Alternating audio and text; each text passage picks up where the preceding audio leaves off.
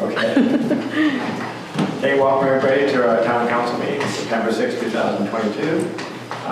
Everybody's had a chance to review the agenda. And if everybody's comfortable with that, can we move forward with the motion, please? Moved by Mayor Headley, seconded by Be it resolved, the Council of Town Neepawa do now approve the regular meeting agenda for September 6, 2022. All in favor? Carried. Okay, and the approval of the minutes, everybody's had a chance to review them. No errors, no omissions. Everybody's good to go. Can I get a motion on that? Moved by Councilor Nadeau, seconded by Councilor Burke. Be it resolved, the Council of Town Neepawa approve the minutes of the regular meeting held August 16, 2022 as circulated. All in favor? Carried. Okay, I don't know if we have any council reports tonight or not. Councilor Parrott. Just that we've got tenders out for the clinic's south entrance to do a canopy on there. Just waiting for the third one to come in. And we'll also be fixing and replacing the roof on the west side of the clinic. And thank you to the recruitment committee. We have a new doctor starting in the next few weeks. So that will be a great asset to the town of Neepawa. And I think that's about it. Okay, thank you. Thank you, Councilor Parrott. Anybody else? Okay, pretty quiet tonight. Okay. How about you, Denise? What do you got? I have operations. Thank you, Mayor McCutcheon. So, visually, some of you may have seen we had some street work happening. We had the street patcher out, working with some of our streets, some of our rougher zones with bad potholes or loud cracking or alligator cracking. So they've done some repair work there, and they have a little bit of work left to do. They extended their contract just to facilitate a little bit more work, as we burned through quite a bit of budget just working on Hamilton Street here, these 2 blocks. We also had another contractor come in situ form, and they did some sewer lining, some of our pipes. So we did Vivian, Walker, we did the whole main line trunk that goes around Mill Street up towards the hospital back there.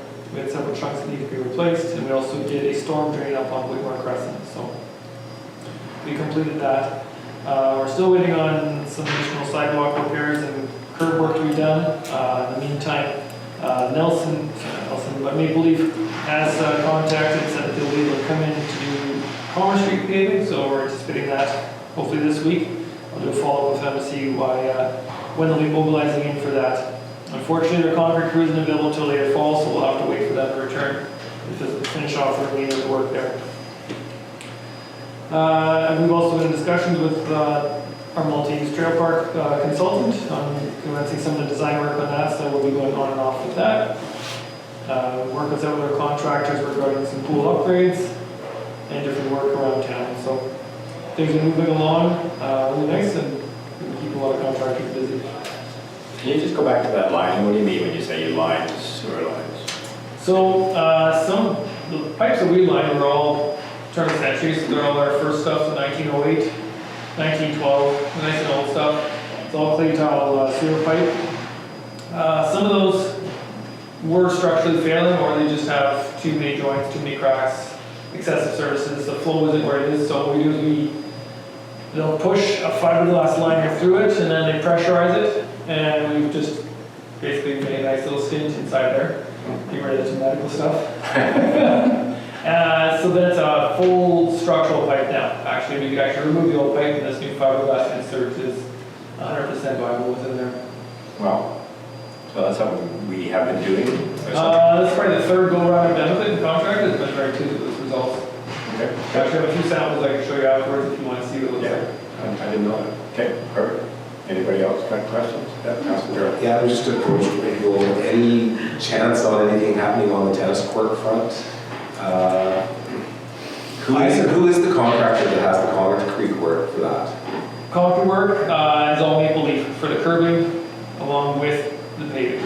Any chance when they come to do Commerce, that's on their radar? Commerce Street will be done this Yes. week if that's what they've given me the initial words, unless they've seen some additional delays. But that's their word they told me. Nothing with the tennis court side? No. Unless they can somehow squeeze extra time in to do the tennis courts, because the tennis courts is strictly paving as well. Stonehouse Road extension. I see they graded it and all that, is that going to be paved That'll be later on. this year? That's the goal for this year. Denise, can you, I've had a few of the public asking about pool upgrades changes, can you just comment on that? We'll be meeting tomorrow with one of the contractors and the engineer to see what we can do for some of the structural piles. At that point, once we commence that work, then commercial pools can come in, finish off our major. So the aim again is to try to find contractors who work. Okay, thank you, Denise. Correspondence, investing in Canada. Colleen. So last month we met on August 16th. On August 17th, we were pleased to have a notification on the Investing in Canada infrastructure grant that we applied for in 2019 for our multi-use trail park. So Terry Doolittle, Parliamentary Secretary to the Minister of Environment, Climate Change, and Member of Parliament for Winnipeg South, on behalf of the Honourable Dominic LeBlanc, Minister of Intergovernmental Affairs, Infrastructure and Communities, and the Honourable Reg Heller, Minister of Labour, Consumer Protection and Government Services, announced funding in Manitoba for 2 sports and recreation infrastructure projects. The first one went to an ice plant for Winnipeg. More importantly for us, being number 2, is that they're supporting our multi-use trail park project in Neepawa with an investment up to $550,000. Of course, noting that in the summer, the idea is to be year-round, we'll be cycling and walking. In winter, we would adapt to flat biking, snowshoeing, and cross-country skiing. So we have fulfilled our goals yet of making it a year-round resort, but we plan to do that in phase 2.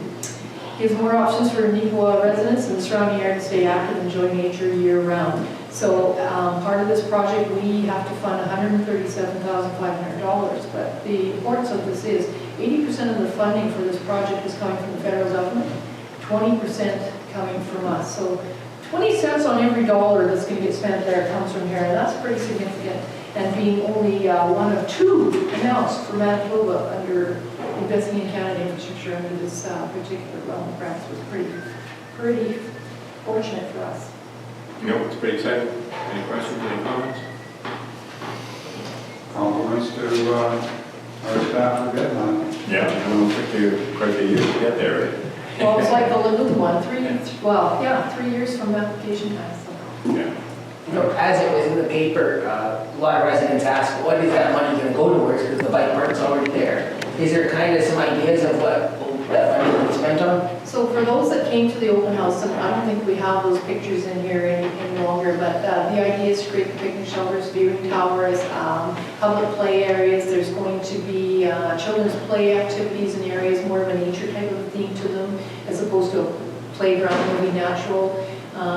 Maybe making comment of working on more features and whatnot, and making the trail a little bit more easier for maintenance. So as much as you all seen grass growing up there earlier this year, we were sitting tight as well on this, knowing this may get announced at some point in time. We might be fortunate enough and now we can advance along and create all of those amenities that people would have seen at that open house on those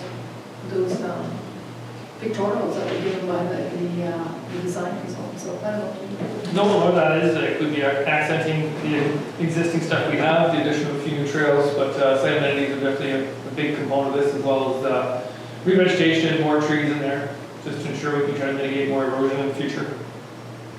So the actual bike trails, whatever, they stay exactly the same? So we'll get some improvements to them, so we're noticing some bad erosion. We'll be addressing those, obviously within this component. Okay. I'll maybe mention, because a lot of the money is coming federally, there is nothing coming provincially. One of the requirements is that we have a consultation obligation under a partnership possibility with Canada's Indigenous people. So we have met and spoken with the Manitoba Métis Federation now a few times now, looking at partnering perhaps for tree planting, if that is a possibility. We can provide labor. Looking at the species of trees and vegetation that could exist up there, with maybe some interpretive naming attached to some of the species to give an idea of the relevance to the Indigenous people. So we're working through those components, and it's been a learning experience as well for us, because this isn't anything we've had to do in the past, because there was not necessarily a large federal component to the project, or if there was, it was a very limited vision insofar as they wouldn't be able to provide lagoon services, for example, or establish those kinds of things. So we're making some headway. Okay, thank you. All right, we're going to move forward to finance. Everybody's had a chance to review the July 2022 financial statement. If there's no questions, can I move forward with the motion on that? Moved by Councilor Tarr, seconded by Councilor Nadeau. Be it resolved that we approve the financial statements for the month ending July 31st, 2022. All in favor? Carried. And the accounts for August. Same thing, everybody's had a chance to review them. And can I move forward with a motion on that? Do I have one? Oh, yes, right, yeah, I'm looking at it. Sorry, yeah, can I move forward with a motion? That's moved by Councilor Costinger. Seconded by Deputy Mayor Headley. Be it resolved that we approve the accounts for August 2022 totaling $2,961,453.15 is reviewed and representing checks 2022-01453 to 2022-01667, but excluding 2022-01645 and 2022-01646. All in favor? Carried. They have excused themselves. I'm going to move forward with the motion on the co-op and home hardware, moved by Councilor Parent, seconded by Councilor Nadeau. Be it resolved that we approve checks 2022-01645 and 2022-01646 for August 2022 to home hardware and Neepawa Town Co-op totaling $4,003.87. All in favor? Carried.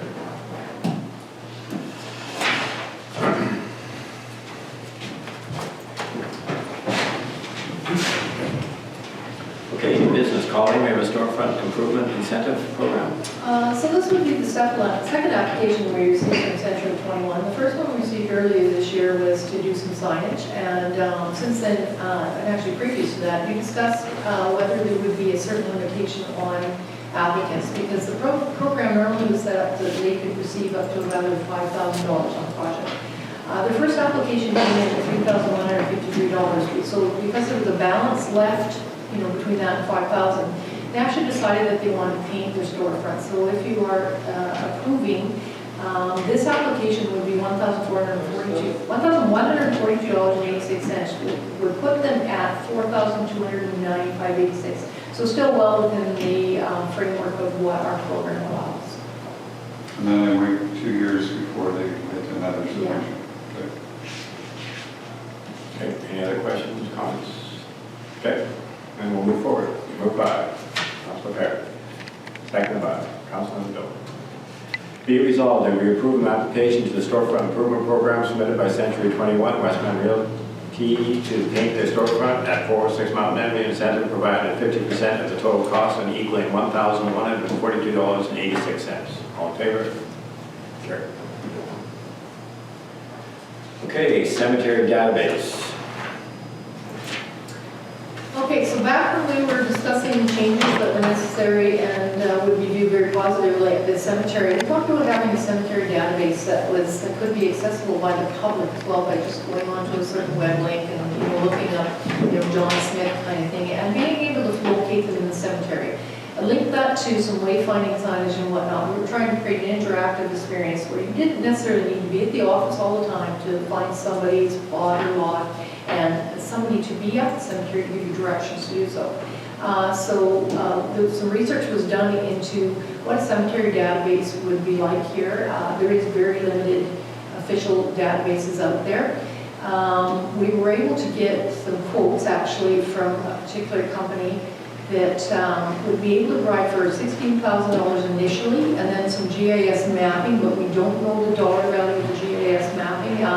Anywhere from $2,000 to $5,000. We think we can get it for around $2,025. It is necessary to get this information. So I don't have any resolution if you're to approve the cost for the GIS. We just know it's going to be somewhere in $2,000 to $3,000. And then $3,200 annually to upkeep this particular database. So this would convert our existing Excel data spreadsheet to a secure self-contained database, give accurate record keeping and inventory management. It would be easier inputting, sorting, and updating of personal information, totally interactive with the mapping component, user can conduct online web searches. We would link it to our data, and then of course updates to the map for real time. And we will display a Google Maps showing the exact walking location of the site for visitors and visitors. So this is the company that City of Winnipeg actually uses and looks after all of their municipal cemeteries there. It's called Central Square. It is based out of the United States, and they do have offices in BC. So this was very highly recommended. There was a demonstration pilot project last week that we sat through. Clearly, it was a little over my head. I don't necessarily work in the cemetery, but the ladies that were there were very impressed with what they see on screen. And, it looks like it would greatly improve the record system around here. So we're recommending that we purchase this and get it in place if we can. In doing so, we have the ability to take it out of our reserve for cemetery, which clearly is an approved expenditure out of our reserve, and posting it through there as opposed to on your general. Any questions, any comments? Councilor I just think it's fantastic that we can improve access, and then even for historians who want to start seeking names, maybe make that as a reason to come to the Neepawa Cemetery as well. I think that's fantastic. We should go ahead with it. There'll be a lot of work at the front end, but they've already kind of started their research. Okay, if there's nobody else, we'll move forward with that motion. Moved by Councilor Jordan, seconded by Councilor Constantine. Be it resolved that we approve the purchase of cemetery database software from Central Square for an initial investment of $16,000 plus GSI mapping cost and an annual maintenance charge of $3,200. And further be it resolved that this expenditure be borne by the cemetery maintenance reserve. All in favor? Carried. Okay, water and sewer rates going. So as you know, back in June, I presented a PowerPoint presentation to the public and to council about what PUD application would look like insofar as adjusting our water and sewer rates. So this would be second reading to our bylaw. We did first reading that evening, and after first reading, it submitted to the Public Utilities Board for a review. They have since returned to me. They had a few questions on some of the numbers, which we were able to answer for them. It was about basically where expenses get posted. And they said we could give second reading tonight to our bylaws. So just very quickly, the increase overall on just a normal, regular water residential customer would be $12 increase in 2023, $12 in 2024, and in 25 another $3. So that's a whole year increase. That's all it is. So it's roughly 4%. If you look, however, at there's been no changes since 2019. You're looking at roughly a 2% increase a year, which is pretty decent for your water and sewer increases. So we kept it fairly stable, even with all the projects coming up that we've been working on, and it's looking like we should be able to get that through for January. Okay. Any questions, any comments? Okay, we'll move forward with that. Moved by Councilor Ledoux, seconded by Deputy Mayor Henry. Be it resolved that bylaw number 3217-22, being a bylaw of the town of Neepawa to establish water and sewer rates for the town of Neepawa's utility for the years 2023 to 2025, be now read for the second time. All in favor? Carried.